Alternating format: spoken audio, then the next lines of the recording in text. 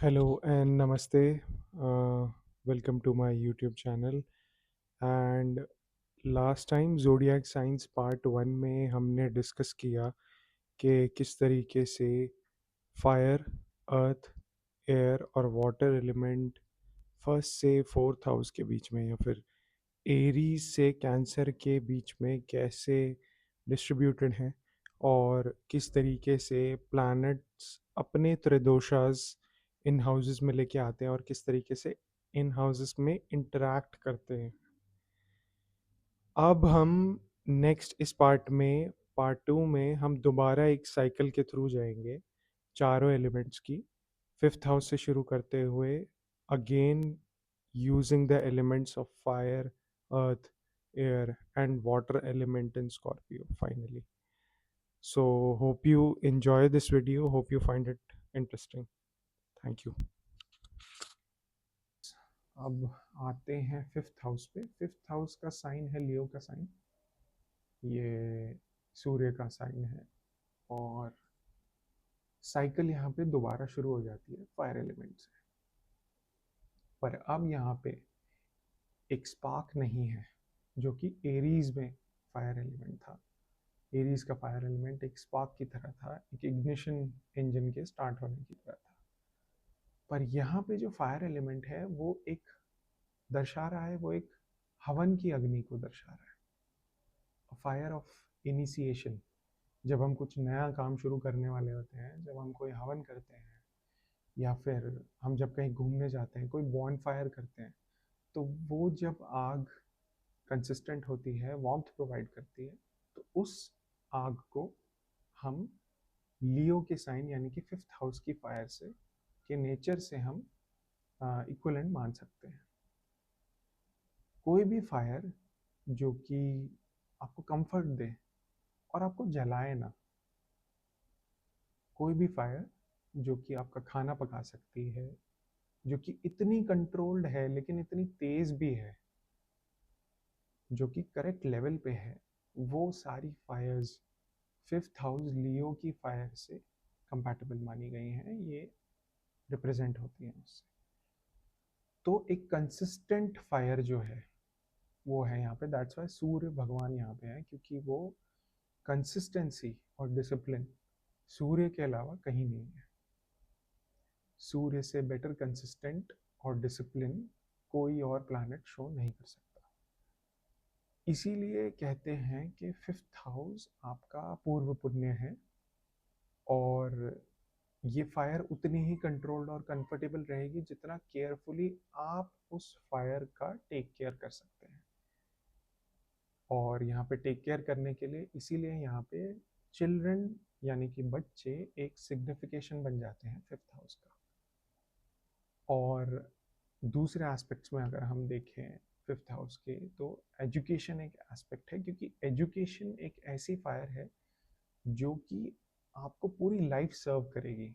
एक 3 year degree की वजह से अगर आपको जॉब मिली है और वो जॉब इंसान पूरी लाइफ कर रहा है और अपना घर चला पा रहा है, कंसिस्टेंट है, तो वो जो फायर है, वो जो 3 साल का मेहनत था फिफ्थ हाउस का, वो जो है वो सर्व करता है आपको। तो ये जो फायर है, ये फायर फिफ्थ हाउस की फायर बहुत इंपॉर्टेंट मानी गई है क्योंकि कंसिस्टेंट है और ये आग बड़ी भी है लेकिन इतनी बड़ी नहीं है कि आपको जला दे। तो कोई भी प्लैनेट यहाँ पे जो कि इस फायर को सपोर्ट करे, वो यहाँ पे आके अच्छा हो जाता है। तो मार्स यहाँ पे बहुत अच्छा माना जाता है, पर मार्स का ये प्रॉब्लम भी है कि वो पित्त इतना बढ़ा देगा इस केस में कि इंसान को पेट में अल्सर के इश्यूज हो सकते हैं, क्योंकि फिफ्थ हाउस आपका स्टमक रीजन भी है। और मार्स यहाँ पे अगर एफ्लिक्ट हो जाए तो हम देख सकते हैं कि ये फायर एलिमेंट जो है फिफ्थ हाउस का, वो इतना अनकंट्रोल ना हो जाए कि वो सब कुछ ही जला दे अपने आसपास का। जुपिटर जो है वो यहाँ पे बहुत अच्छा काम करता है, क्योंकि one of the consistent fires is a diya, a flame. और दिए का जो फ्यूल है वो घी से आता है, एंड जुपिटर रिप्रेजेंट्स गाय का घी। कहोगी। तो जो कफा प्लैनेट जुपिटर है वो भी यहाँ पे अच्छा माना गया है क्योंकि वो यहाँ की फायर को सपोर्ट करता है। और हम अगर ध्यान से सोचें तो हवन में भी हम जब आहुति देते हैं तो घी की देते हैं और वो उस फायर को सपोर्ट करती है। तो जुपिटर और फिफ्थ हाउस के लियो के साइन की जो फायर है, इन दोनों में फायर और कफा जो है, पित्त और कफ, ये वो कंपैटिबल लेवल पे प्रकृति आ जाती है यहाँ पे। और देखा जाए तो वीनस भी यहाँ पे अच्छा है, पर वीनस जो है वो बफेलो घी यानी गाय के घी को रिप्रेजेंट करता है। इसलिए वीनस का जो तरीका है अगर हम देखें तो हवन जब भी बफेलो घी यूज़ होता है उसमें, तो वो तांत्रिक पूजाएं, तांत्रिक हवन, किसी भी तरीके की ऐसी पूजा जो कि प्रॉब्लम सॉल्विंग के लिए होती है, उसमें बफेलो घी का बहुत इस्तेमाल किया जाता है। पर जो फायर एलिमेंट है वो अभी भी लियो फिफ्थ हाउस और सूर्य भगवान को बिलोंग करता है। और इसीलिए हम देखें कि यहाँ पे कोई भी प्लैनेट बहुत एग्जाल्टेड या डेबिलिटेटेड नहीं माना जाता है। इसीलिए यहाँ पे आपको खुद को हेल्प करनी पड़ती है और इसीलिए आप अपने पूर्व पुण्य का कुछ नहीं कर सकते। अगर आप इस लाइफ में पूर्व पुण्य नहीं लेके आए हैं तो फिर इसमें आप कुछ नहीं कर सकते, क्योंकि फिफ्थ हाउस इसीलिए अगर अफ्लिक्शन में हो तो ये जो अफ्लिक्शंस हैं ये पूरी लाइफ झेलने पड़ते हैं एंड इनको सॉल्व करना, रिजॉल्व करना बहुत मुश्किल होता है रेमेडीज के through. And you are on your kind of your own self, dependent on your own self care. इसीलिए लियो का साइन जो है, लेजीनेस एक बहुत बड़ा यहाँ पे वन ऑफ द सिग्निफिकेशंस है फिफ्थ हाउस का। इसीलिए जो लेजीनेस का त्याग कर सकता है यहाँ पे, वो फिफ्थ हाउस को अपने अच्छा कर सकता है। तो यहाँ पे फायर एलिमेंट जो है वो एक प्रोटेक्टिव और एक नर्चरिंग क्वालिटी का फायर है। और अगर आप लेजी हो गए यहाँ पे तो आप इस फायर को सस्टेन नहीं कर पाएंगे। और आपका एजुकेशन, आपके बच्चे, आपका क्रिएटिव पैशन जो है, वो सारे यहाँ पे सिग्निफिकेशंस इसीलिए ही हैं क्योंकि उनको कंसिस्टेंट डेली एफर्ट चाहिए होता है।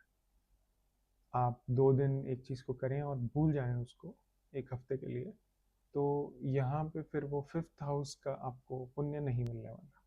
यहाँ पे आपको कंसिस्टेंट होना पड़ेगा। हाँ, तो हम मूव करते हैं नेक्स्ट साइन पे, जो कि वर्गो का साइन है, sixth house. Again earth element यहाँ पे साइकिल में हम सेकेंड हाउस जो है वो अर्थ एलिमेंट का था, अब सिक्स्थ हाउस आया है अर्थ एलिमेंट का। पर यहाँ पे अर्थ एलिमेंट का अब नेचर चेंज हो गया है। सेकेंड हाउस में हमने देखा कि अर्थ एलिमेंट जो है वो बाउंटी और ब्यूटी है मदर अर्थ का, पर यहाँ पे अर्थ एलिमेंट जो है वो एक मदर जो है अब वो एक स्ट्रिक्ट टीचर की तरह बन गई है। एक पनिशिंग फेस है वो मदर अर्थ का, कि अगर आपने कोई गलती करी, अगर आपने डिसिप्लिन फॉलो नहीं किया, डेली रूटीन फॉलो नहीं किया, जो कि सारे सिक्स्थ हाउस सिग्निफिकेशंस हैं, वेरी इंटरेस्टिंग, कि अगर आप डेली रूटीन फॉलो नहीं करते हैं तो आपको फिर सिक्स्थ हाउस के दूसरे सिग्निफिकेशन से निपटना पड़ेगा, जो कि मदर अर्थ आपको ला के देंगी। और ये हैं वो सारे डिजीजेस जो कि डायग्नोजेबल हैं लेकिन आपको परेशान रखते हैं, वो सारे एनिमीज जो आपको सामने से चैलेंज करते हैं और आपको परेशान रखते हैं, और वो सारे लोन्स, सारे उधार जो कि आपने ही लिए हैं और आपको कंसिस्टेंटली परेशान रखते हैं। तो ये वो पनिशिंग फेस है मदर अर्थ का, जो मदर अर्थ यहाँ पे एज अ टीचर के रोल में अब आ गई हैं, कि if you are not able to handle the sixth house, अगर आप मेहनत नहीं कर सकते, हार्ड वर्क, अगर आप एक कंसिस्टेंट डेली रूटीन नहीं बना सकते हैं which is again sixth house, अगर आप ऐसे जानवरों की सेवा नहीं कर सकते हैं जिनकी कोई वॉइस नहीं है which is again sixth house, तो आपका धीरे धीरे धीरे धीरे वो जो नेगेटिव सिग्निफिकेशन है सिक्स्थ हाउस के, वो इन्हांस होते चले जाएंगे। और जब आपको एंजाइटी होती है अपने डिजीज़ेस की वजह से, डेथ्स और एनिमीज़ की वजह से, आप नर्वस होने लगते हैं, तो सबसे पहले आपका पेट खराब होता है। तो लोअर स्टमक के जो इश्यूज़ हैं, लोअर इंटेस्टाइन के जो इश्यूज़ हैं, वो सारे 6th हाउस से आते हैं। तो आपको अर्नेस्टली 6th हाउस में अपना काम करना पड़ेगा, तभी प्रॉब्लम सॉल्विंग पे अपने काम करना पड़ेगा। अगर आपने स्किल सेट कमाया है 3rd हाउस में, तो अब 6th हाउस में, जो कि सेकंड उपाच्य घर है, पहला जो उपाच्य स्थान था वो हमारा तीसरा घर था। उपाच्य का मतलब कि समय के साथ साथ ये घर अच्छे होते रहते हैं। तो अगर आपने सेल्फ एफर्ट किया है, मेहनत करी है 3rd हाउस में, अपने स्किल्स को फिनिश किया है, तो आप 6th हाउस में आप प्रॉब्लम्स को सॉल्व कर पाएंगे। और जो मोस्ट नेगेटिव सिग्निफिकेशंस हैं जो कि मदर अर्थ आपको देती हैं कुछ सिखाने के लिए, आप उनसे बाहर निकल पाएंगे। एंड हम देखें कि आप अगर, अब ये मरकरी को इसीलिए बिलोंग करता है क्योंकि मरकरी ने ही वो स्किल सेट्स आपको दिए हैं 3rd हाउस में। और क्योंकि मरकरी के पास ही वो स्किल सेट है, इसीलिए मरकरी ही वो प्रॉब्लम्स को सॉल्व कर सकता है, क्योंकि मरकरी जो है एक बहुत ही यूथफुल प्लैनेट है। तो डिजीजेस आर हैंडल्ड, यंग लोगों में डिजीजेस कम देखे गए हैं। यंग लोग ज़्यादा एनर्जेटिक होते हैं एक डेली रूटीन कंसिस्टेंटली फॉलो करने में। तो 3rd हाउस और 6th हाउस बहुत टाइटली रिलेटेड होते हैं। अगर आपको आपका 6th हाउस परेशान कर रहा है, अगर आपके लाइफ में ऐसे प्रॉब्लम्स चल रहे हैं, लोन्स, डेट्स, क्योरेबल डिजीज़ के प्रॉब्लम्स चल रहे हैं जो कि आपको परेशान रखते हैं, तो आप ध्यान से सोचिए आपके 3rd हाउस के प्लैनेट कहाँ गए हैं और वो आपसे क्या कहने की कोशिश कर रहे हैं इस टाइम। तो मरकरी का यहाँ पे जो एक कफा एलिमेंट है वो यहाँ पे आ जाता है, क्योंकि अब मरकरी को शांत हो जाना है। अब नेटवर्किंग हो चुकी है 3rd हाउस में, एयर एलिमेंट का एक्सरसाइज पूरा हो चुका है 3rd हाउस में। अब मरकरी को एक जगह बैठ के शांति से लोगों की प्रॉब्लम सुननी है और उन्हें सॉल्व करना है, अपनी प्रॉब्लम्स को समझना है और उन्हें सॉल्व करना है। तो मरकरी का यहाँ पे कफा प्रकृति को अपनाना बहुत ज़रूरी है, क्योंकि कफ जो है वो आपको सोचने का तरीका देता है, आपको इमेजिनेशन देता है, एक इनोवेटिव थिंकिंग देता है आपको कि आप किस तरीके से अपने प्रॉब्लम से बाहर निकल सकते हैं। इसीलिए मरकरी का यहाँ पे कफ का जो एलिमेंट है वो बहुत प्रोनाउंस्ड है। तो ये बात हुई 6th हाउस की। 7th हाउस पे आते हैं। 7th house again air element है। तो अब हम 6th हाउस के अर्थ एलिमेंट से फिर दोबारा एयर एलिमेंट पे आए हैं। पर जैसे कि हमने देखा था कि 3rd हाउस जो था वहाँ पे एक बहुत ही फास्ट स्टॉर्म था एयर में। पर अब जो ये स्टॉर्म है 7th हाउस में आके, ये जो एयर एलिमेंट है अब यहाँ पे एक कूल ब्रीज की तरह है, ठंडी हवा, जो कि किसी चीज़ को नुकसान नहीं पहुँचाती है, वैसी है, जो कि रेस्पाइट प्रोवाइड करती है, ऐसी हवा। अगर 7th हाउस की हवा को मैं बोलूँ एक इडियम से, इंग्लिश के इडियम से बताने की कोशिश करूँ, तो love is in the air. और इसीलिए 7th हाउस मैरिज का हाउस है, पार्टनरशिप्स का हाउस है, इवन ये बिजनेस का भी हाउस है। एंड सोसाइटी आपको किस तरीके से परसीव करती है, ये इसका भी हाउस है, क्योंकि यहाँ पे आपने जितने भी नेटवर्किंग करी है अब उसके थ्रू इज्जत कमाने का टाइम आ गया है। तो 7th हाउस इसीलिए बहुत इम्पॉर्टेंट हाउस माना गया है। ये वो हवा है जो कि अगर टेबल पे लूज पेपर्स पड़े हैं तो वो पेपर उड़ जाते हैं हवा में।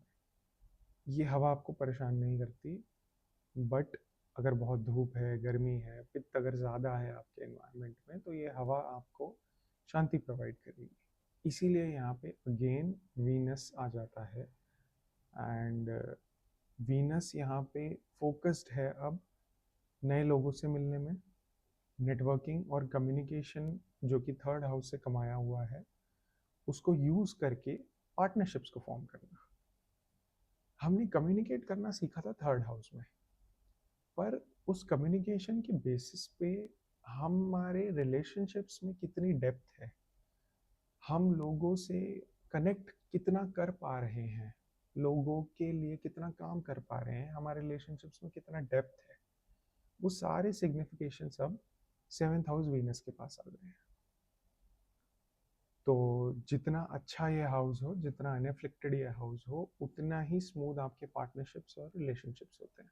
तो आप सेवेंथ हाउस का कंडीशन आप अपने रिलेशनशिप से देख सकते हैं। तो अगर अगेन आपने अगर अब थर्ड और जो सेवेंथ हाउस है वो भी यहाँ पे रिलेटेड हो गए, क्योंकि आपने जो सीखा है थर्ड हाउस में वो सिक्स्थ और सेवेंथ में आपको अप्लाई करना पड़ता है। तो अगर आपने थर्ड हाउस में मेहनत नहीं करी है, आपने इनिशियल स्टेजेस में अपने लाइफ के अपने आप पे काम नहीं किया है, सेल्फ एफर्ट नहीं किया, तो आप सिक्स्थ और सेवेंथ दोनों हाउसेस में आप कहीं ना कहीं सफ़र करेंगे। तो जिन्होंने मास्टरी करी है मरकरी की हवा में थर्ड हाउस में, तो वो बेटर एग्जीक्यूशन कर पाएंगे आप सेवेंथ हाउस में। और मरकरी देखा जाए तो एक ट्रेडर है, and the better you get at third house, तो सेवेंथ हाउस में आके जब आप एक बिजनेस शुरू करते हैं, पार्टनरशिप फॉर्म करते हैं, तो वो आपको अच्छे रिजल्ट्स देती है। तो इसको आप ऐसे भी समझ सकते हैं कि थर्ड हाउस में आप स्ट्रगल करते हैं अपना बिजनेस सेटअप करने के लिए, आप लोगों से बात करते हैं जाके कि करना क्या है, करना कैसे है, आप पिच कर रहे हैं अपना प्रोडक्ट, सेल कर रहे हैं अपना प्रोडक्ट, कोशिश कर रहे हैं, सेल्समैनशिप में है, ये सब थर्ड हाउस है। बट सेवेंथ हाउस में आके आपका बिजनेस अब सक्सेसफुल हो चुका है and you are reaching out for something more. तो जो लोग अपने क्लाइंट से सिर्फ बिजनेस एक्सपेक्ट नहीं कर रहे हैं, एक रिश्ता बनाने की कोशिश कर रहे हैं, एक रिलेशनशिप सीख कर रहे हैं, लॉन्ग टर्म क्लाइंट्स ढूंढ रहे हैं, तो आप एक्चुअल में अपने थर्ड हाउस में नहीं है, अभी आप एक्चुअली अपने सेवेंथ हाउस में फोकस्ड है। बहुत सटल डिफरेंसेस हैं एंड हम अगर ध्यान से देखें, थर्ड हाउस भी जो है वो नाइन्थ हाउस है सेवेंथ से। तो आपके सेवेंथ हाउस का जो लक है वो आपके थर्ड हाउस में है।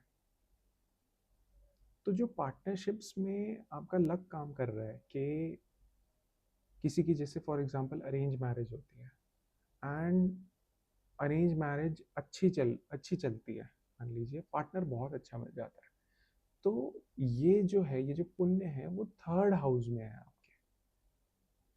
आपका सेवेंथ हाउस तो अनइफ्लिक्टेड होना ही चाहिए, पर आपका थर्ड का लॉर्ड कहीं ना कहीं इस सेवेंथ हाउस की एनर्जी को आपके चार्ट में बहुत अच्छे से सपोर्ट कर रहा होगा। तो थर्ड हाउस जो है वो आपके सेवेंथ हाउस के पार्टनरशिप्स का, आपके बिजनेस का लक जो है वो कैरी कर रहा है। इसीलिए बोलते हैं कि यहाँ पे जो प्योरेस्ट वात प्रकृति का प्लैनेट है, जो कि हवा का प्लैनेट है, बहुत प्योर वात प्रकृति जो मानी जाती है, सैटर्न जो है, अब वो यहाँ पे एग्जॉल्टेड माना गया है। एंड उसी तरह उल्टा अगर हम कर दें, सन को अगर हम यहाँ रखें तो वो डेबिलिटेटेड माने गए हैं, क्योंकि यहाँ पे अब इतनी ज़्यादा हीट है, सन के पास इतनी ज़्यादा हीट है कि रिलेशनशिप्स यहाँ पे सस्टेन नहीं हो पाएंगे। और सन की जो एनर्जी है, अगर हम पैरेलल ड्रॉ करें, थर्ड लॉ ऑफ थर्मोडायनेमिक्स भी ये कहता है कि एंट्रोपी जो है एक सिस्टम में, रैंडमनेस जो है, it goes to zero as temperature goes to absolute zero. तो अगर हम इसका उल्टा करके देखें तो जैसे जैसे टेम्परेचर बढ़ता जाएगा, जैसे जैसे मैलेफिक प्लैनेट्स, फायरी प्लैनेट्स आपके सेवेंथ हाउस को एस्पेक्ट करेंगे, सेवेंथ हाउस की एनर्जी में फायर का एलिमेंट आने लगेगा आपके चार्ट में, उतनी ही बुरी तरह आपके रिलेशनशिप्स, आपका सोसाइटी को आपको देखने का तरीका, आपके बिजनेस, उतना ही ये सब चीज़ें हैम्पर होनी स्टार्ट हो जाएंगी। तो पैरेलल यहाँ ये है कि अगर कोई गर्म ग्रह यहाँ पे आ रहा है तो ये डिस्टर्ब करेगा आपके रिलेशनशिप्स को। सन आ गया, मार्स आ गया, तो अब क्वेश्चन यहाँ पे ये आता है कि कफा प्लैनेट, वीनस जैसा कफा प्लैनेट जिसकी मेजर प्रकृति कफ है, वो यहाँ पे ओनर कैसे बना? क्योंकि वीनस का जो सेकेंडरी नेचर है वो बात का है। तो क्योंकि जो एयर है, एयर एलिमेंट है यहाँ पे, वो जैसे कि मैंने कहा love is in the air, तो यहाँ पे वीनस जो है वो थर्ड हाउस कैपेबिलिटी, जो कि आपके नेटवर्किंग और कम्युनिकेशन, जैसे कि हम बहुत से नेटिव्स की लाइफ में देखते हैं कि यूथ में वाइल डूइंग ग्रेजुएशन, कॉलेज जाते हुए, जैसे अगर आप किसी से मिले, इवेंचुअली दे गेट मैरिड, तो ऐसे व्यक्ति का अगर आप चार्ट खोल के देखेंगे तो उसका थर्ड और सेवेंथ हाउस कहीं ना कहीं रिलेशनशिप में मिलेगा। उसकी एनर्जी कहीं ना कहीं आपको जॉइंट मिलेगी, नक्षत्रास के थ्रू हो, चाहे जोडियाक साइंस के थ्रू हो, चाहे वो कंजंक्शन के थ्रू हो, कहीं ना कहीं आपको रिलेटेड मिलेगा ये। और वीनस क्योंकि शुक्राचार्य, गुरुदेव शुक्राचार्य हैं और इनके पास शिव की दी हुई संजीवनी विद्या है, तो bringing solutions to problems society के लिए, क्योंकि सेवेंथ हाउस आपकी राजगद्दी है, तो ऐसा कहा जाता है कि थ्रोन है सेवेंथ हाउस। इसीलिए बोला गया है कि सोसाइटी आपको कैसे परसीव करती है, ये सेवेंथ हाउस का सिग्निफिकेशन है। तो आपको ये सोचना है कि ये क्यों है। ये है इसीलिए क्योंकि इस टाइम पे आपको प्रॉब्लम सॉल्व करनी है लोगों के लिए, अपने बिजनेस के थ्रू, अपने काम के थ्रू, अपने रिलेशनशिप्स के थ्रू। जब आप किसी के पास प्रॉब्लम लेके जाते हैं और सबसे पहले वो ये बोलते हैं, अच्छा मैं इससे बात करा देता हूँ, अच्छा मैं यहाँ पे इस डिपार्टमेंट में इसको जानता हूँ, तो ये प्रॉब्लम सॉल्व हो जाएगा, इसको फ़ोन कर लें, मैं नंबर दे देता हूँ। आप ऐसे इंसान का, व्यक्ति का चार्ट खोल के देखिए, आपको मिलेगा सेवेंथ हाउस कहीं ना कहीं आपको अच्छा बैठा मिलेगा।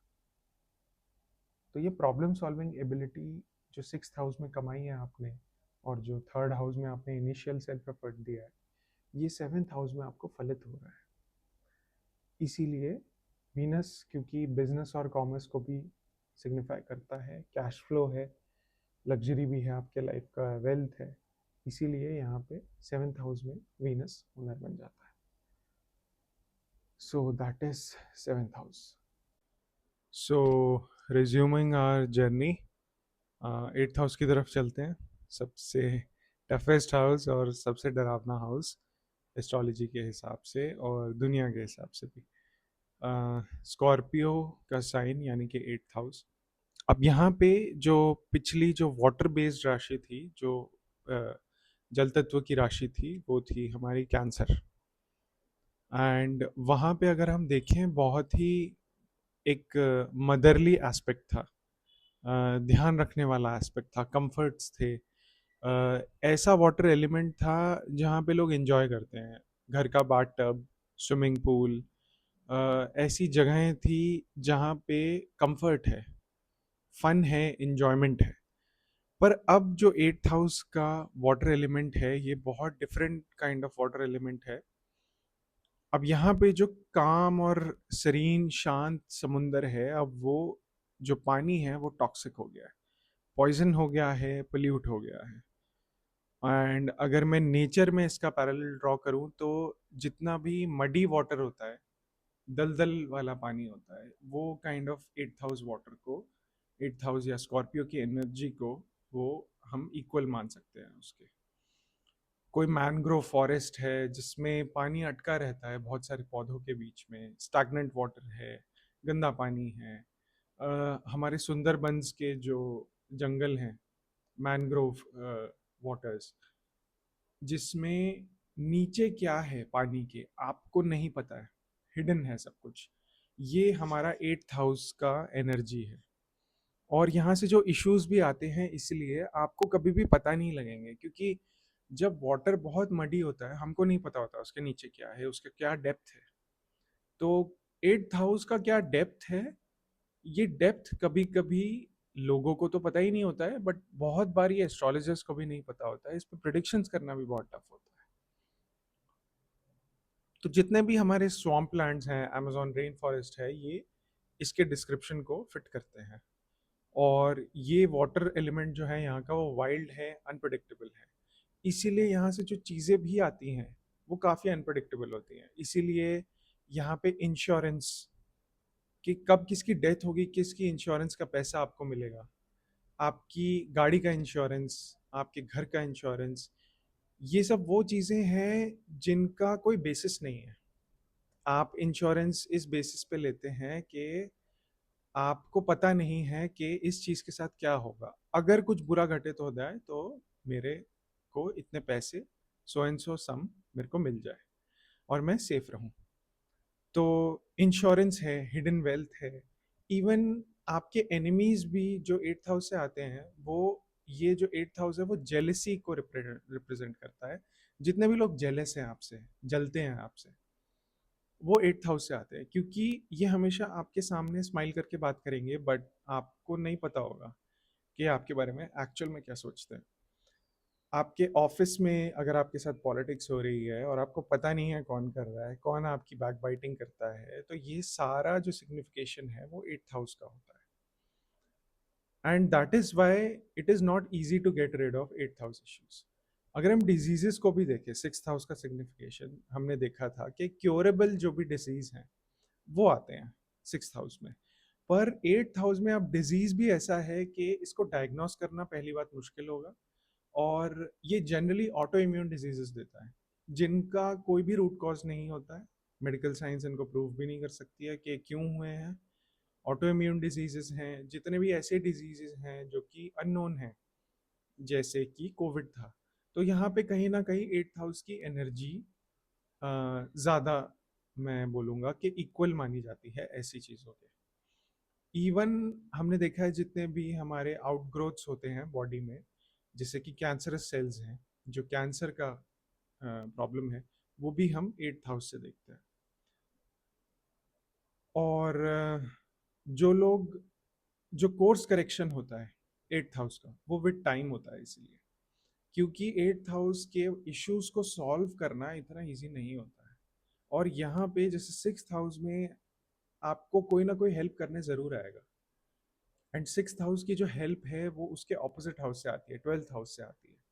पर 8th हाउस की जो हेल्प है उसमें कोई काम नहीं आता अदर देन योर फैमिली। तो आप देखेंगे 8th हाउस के ऑपोजिट कौन सा हाउस है, सेकेंड हाउस ऑफ टॉरस, जो कि आपका एक्यूमुलेटेड वेल्थ है, जो आपने सेव कर रखा है, आपके सेव्ड अप रिसोर्सेज हैं, और आपके फैमिली मेंबर्स हैं। जब सारे लोग दुनिया में आपका दरवाज़ा बंद कर देते हैं, आपने देखा होगा कि आपके ओनली आपके पेरेंट्स, आपकी अपनी फैमिली, आपके स्पाउस, आपके बच्चे, सिर्फ यही आपको वेलकम करते हैं, कोई और नहीं। एंड अब 8th हाउस का वाटर मडी वाटर तो है, बट इस मडी वाटर का यहाँ पे सिग्निफिकेंस क्या है? अब सिग्निफिकेंस ये है कि हमें ये सोचना होगा कि मडी वाटर में ही लोटस उग सकता है, लोटस जैसा फ्लावर। तो अगर आप मास्टर कर सके यहाँ को, यहाँ की एनर्जी को, और and if you can make peace with it, तभी 8th हाउस से आप राइज होके एज अ लोटस आप 9th हाउस को टच कर पाते हैं। और कोई भी प्लैनेट इधर एग्जाल्टेड नहीं माना जाता है, पर ये केतु और मार्स का मूल त्रिकोण माना गया है। मूल त्रिकोण भी नहीं बोलूंगा मैं, ये ओनर्स हैं काइंड ऑफ। एंड क्योंकि ये हाउस टफ है, यहाँ पे इश्यूज का कोई रेजोल्यूशन नहीं होता, यहाँ पे आपके स्किल्स काम नहीं आने वाले। थर्ड हाउस का यहाँ पे कोई सिग्निफिकेंस नहीं है, क्योंकि थर्ड हाउस अपनी एनर्जी लूज कर देता है यहाँ पे। वाई? बिकॉज 8th हाउस से अगर हम देखें, 8 घर दूर थर्ड हाउस आता है। तो अब 8th हाउस के रिस्पेक्ट में अगर मैं थर्ड हाउस के स्किल्स को देखूं तो वो भी काम नहीं आएंगे यहाँ पे।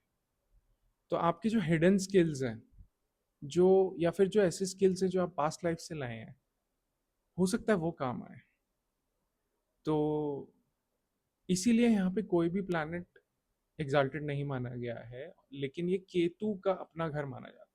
और केतु पास्ट लाइफ्स को ही रिप्रेजेंट करता है, इंट्यूशन को रिप्रेजेंट करता है, स्पिरिचुअलिटी और कल्ट को रिप्रेजेंट करता है। क्योंकि अब केतु को यहाँ पे देखने का जरूरत नहीं है कुछ भी, क्योंकि केतु के पास हेड नहीं है। तो केतु सबसे बेस्ट काम करेगा यहाँ पे, अनलेस ये केतु किसी और प्लैनेट को एफ्लिक्ट ना कर रहा हो। अगर केतु 8 में है तो ऑब्वियसली राहु 2 में होगा, एंड अगर कोई प्लैनेट राहु या केतु के इस एक्सिस पे आ जाए तो ये प्लैनेट खराब हो जाता है। पर राहु केतु इस एक्सिस पे दोनों बहुत हैप्पी रहते हैं, specially Rahu in 2 and Ketu in 8, ये बहुत अच्छा एक्सिस माना जाता है। पर अगर इस एक्सिस पे कोई भी प्लैनेट आके बैठ जाए तो वो पूरी तरह खराब हो जाएगा, क्योंकि यहाँ पे इस एक्सिस पे राहु केतु बहुत स्ट्रांग माने जाते हैं। एंड हम देखें, अगर हम ध्यान से देखें कि केतु यहाँ पे इतना पावरफुल क्यों माना गया है, क्योंकि केतु एक बहुत हाई हीट का प्लैनेट है। इसकी प्रकृति जो है वो पित्त की है।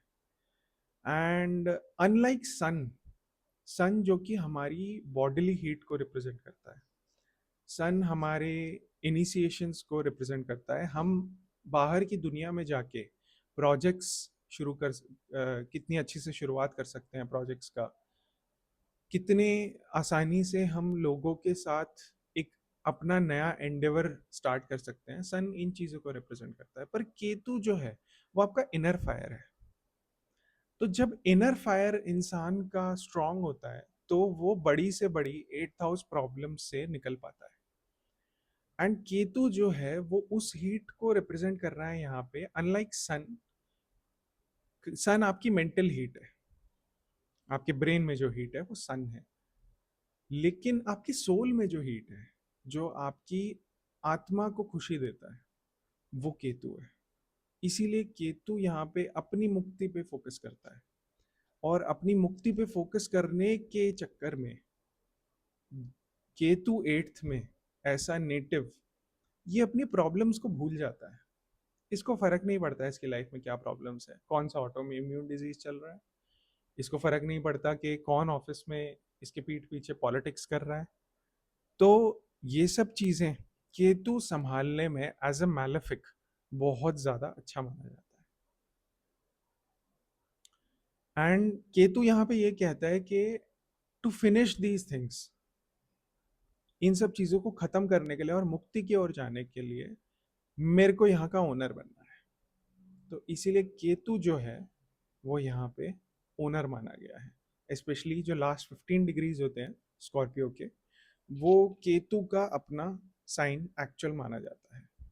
जो फर्स्ट 15 डिग्रीज हैं वो मार्स है, और मार्स जो है वो हाई पित्ता प्लैनेट है अगेन। एंड अगर हम देखें कि एक फायरी प्लैनेट का यहाँ पे होना बहुत ज़रूरी है टू हैंडल द वाटर, जो कि आपको डुबोने के लिए ही बना है। क्विक सैंड वाटर जो है, जो मडी वाटर है, इसको सुखाने के लिए बहुत हीट चाहिए। तो ये जो हीट है वो पूरे चार्ट में सिर्फ मार्स और केतु के पास होती है। और यहाँ पे सन भी बहुत अच्छा काम करेगा, बट अगर सन 8 में है तो ये नेटिव जिसके भी चार्ट में होगा, ये नेटिव के फादर के लिए अच्छा नहीं होता है। नेटिव के लिए फिर भी ठीक हो सकता है, बट नेटिव के फादर के लिए अच्छा नहीं होता है। और वैसे भी हम देखें, मार्स हमारी फिजिकल बॉडी को रिप्रेजेंट करता है, और स्कॉर्पियो का ओनर बन के मार्स ये कहना चाह रहा है कि मैं बॉडी को खत्म करूंगा, और केतु ये कहना चाह रहा है कि मैं सोल को खत्म करूंगा, या फिर सोल को नेक्स्ट पोर्टल के थ्रू नेक्स्ट लाइफ में लेके जाऊंगा। इसीलिए 8th हाउस के जो को ओनर्स हैं वो मार्स और केतु बनते हैं। हाउ इंटरेस्टिंग के अगर हम देखें रामायण के थ्रू, कि लक्ष्मण भी जब पॉइजन हुए थे, जब वो ऑलमोस्ट डेथ के बहुत नियर डेथ थे, तब हनुमान जो कि मार्स हैं, मंगल को रिप्रेजेंट करते हैं, वायुपुत्र हैं, फायरी भी हैं, लंका में आग लगाई थी, और वायुपुत्र भी हैं, वात को भी रिप्रेजेंट करते हैं। तो हाउ इंटरेस्टिंग कि मार्स जो है वो 8th हाउस का पॉइजन हैंडल करने के लिए एक परफेक्ट प्लैनेट है। And Mars associated with 8th, और अगर अनएफ्लिक्टेड हो ये, मतलब केतु साथ में ना हो, राहु साथ में ना हो, देखते ना हो, और अच्छे प्लैनेट्स का सपोर्ट हो, सन देखता हो सामने से मार्स को, तो ये बहुत सुप्रीम कैपेबिलिटी देते हैं एक बहुत डिफिकल्ट 8th हाउस की एनर्जी को हैंडल करने के लिए। और अगर आपको मिला भी है तो आप सोचिए कि अगर मार्स आपको अनएफ्लिक्टेड मिला है स्कॉर्पियो में या फिर 8th हाउस में, अगर ये किसी दूसरे प्लैनेट से अफ्लिक्ट नहीं हो रहा है, मरकरी से अफ्लिक्ट नहीं हो रहा है, मार्स को खराब मरकरी करता है, राहु केतु करते हैं, और सन यहाँ पे सपोर्ट करेगा मार्स को, जुपिटर अलग तरीके से सपोर्ट करेगा, जुपिटर काम डाउन करेगा मार्स को, ऐसा इंसान बहुत सोच के प्रॉब्लम सॉल्व करता है। तो जो हीट ऑफ मार्स है वो इस मडी वाटर को ड्राई अप कर देता है। एंड हमने रामायण में भी देखा है कि जब लक्ष्मण पॉइजन हुए थे तो किस तरह हनुमान जी, बिकॉज उनके पास वो विजडम नहीं था, वो जुपिटर की अकल, वो सुप्रीम नॉलेज नहीं था उनके पास, पर उनके पास वो मार्स का पावर था, तो वो पूरा का पूरा पहाड़ उठा के ले गए औषधियों का, एंड पॉइजन से लक्ष्मण की जान बच पाई। तो पित्त प्लैनेट्स जो हैं मार्स और केतु यहाँ पे कोओनर्स बनते हैं, and that's the 8th house for you.